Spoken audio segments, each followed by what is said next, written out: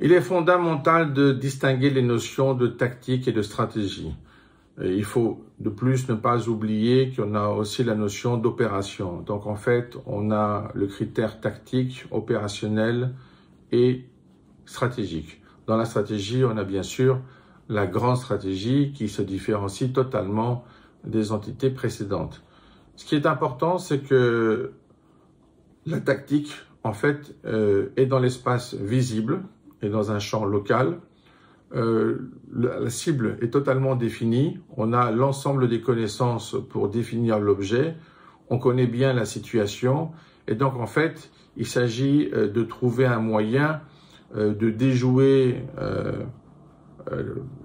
la résistance de l'adversaire quand on est attaquant ou évidemment de répondre de façon efficace quand on doit être sur la défense. Ce qui est important en tout cas, c'est que nous avons affaire à des moyens qui sont vraiment locaux, avec une cible locale et avec une identité claire. Dans le cadre de l'opération, les choses sont moins claires parce qu'on a un intermédiaire entre le local et le local de la tactique et le global de la stratégie. Donc c'est une notion qui a été inventée par l'Union soviétique pour permettre de définir des nouveaux objets dans le cadre de la stratégie théorique. En tout cas, la stratégie, elle, fonctionne dans le domaine de l'invisible et en plus, elle peut avoir de multiples cibles. Elle peut avoir une cible réelle, une cible virtuelle, elle peut avoir une cible qui cache la réalité d'une autre cible, elle peut aussi utiliser des processus de déviation, c'est-à-dire en fait de donner l'impression qu'on a cette cible et en réalité elle en vise une autre. Et on a l'impression de cette manière que l'espace virtuel va servir de protection à l'espace réel. Donc c'est toujours très difficile de répondre à une attaque stratégique parce que évidemment elle est très pensée en amont et il est difficile de découvrir les points qui la caractérisent parce que tout simplement elle demeure dans l'invisible et sa partie visible n'est que le dogme, mais qui est quand même théorique. Et finalement, ce qui est visible, ça va être le résultat. Donc, on saura a posteriori ce qui s'est passé. Ça veut dire quoi? Ça veut dire que quand on fait une analyse rétrograde, on peut bien comprendre quel était le fonctionnement de la stratégie, mais le problème, c'est de la découvrir en temps réel. Et là, il y a un défaut majeur. Quand on est en tactique, on peut toujours trouver le meilleur coup, comme on a dans le cadre échiquéen d'un mat en 2, 3, 5 coups. Mais c'est plus complexe. Je dirais même qu'on pourrait dire que l'étude est plus proche de l'opération.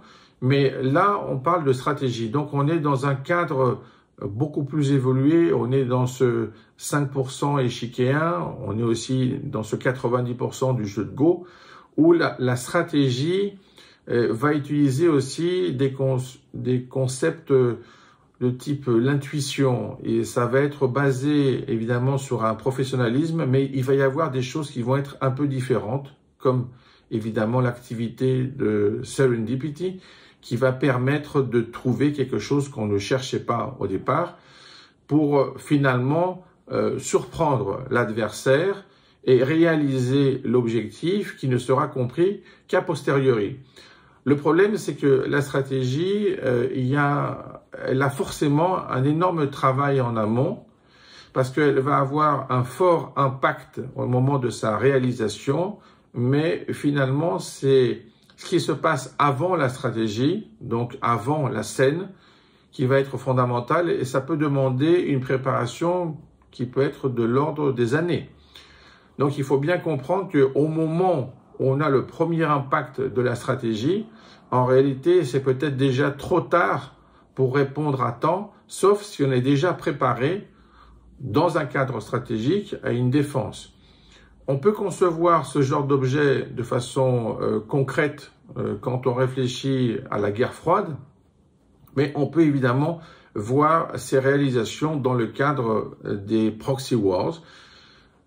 Parce que dans ce cadre-là, en fait, on peut avoir l'élément tactique qui peut correspondre à un conflit local et on peut avoir l'élément stratégique qui correspond au réseau qu'il a mis en place et qui peut travailler sur différents proxy words en même temps et de manière simultanée en faisant en plus des combinaisons, ce qui permet finalement de cacher la véritable cible et qui permet finalement de confondre l'adversaire parce que le temps qu'il comprenne quel est le vrai objectif de cette stratégie, il peut perdre énormément de temps et ne plus avoir de temps et finalement perdre au niveau du temps quelque chose que s'il était au courant de la chose dès le départ, il aurait pu avoir le temps de répondre, de trouver une riposte et peut-être même de gagner. Par contre, il ne faut pas oublier ce point qui est fondamental. On n'est pas dans un cadre de blitz. Dans le blitz, par exemple, au jeu d'échecs, on peut utiliser des coups qui vont surprendre l'adversaire, mais on sait très bien que s'il y avait une durée habituelle, il ne serait pas surpris et ce coup ne serait pas considéré comme vraiment très bon. Donc, dans le cadre de la stratégie, il faut trouver des coups très bons, mais qui soient très bons même à long terme, même si l'adversaire avait plus de temps, parce que tout simplement, il n'avait pas pensé à cet objectif. Et c'est là la différence fondamentale entre la tactique et la stratégie.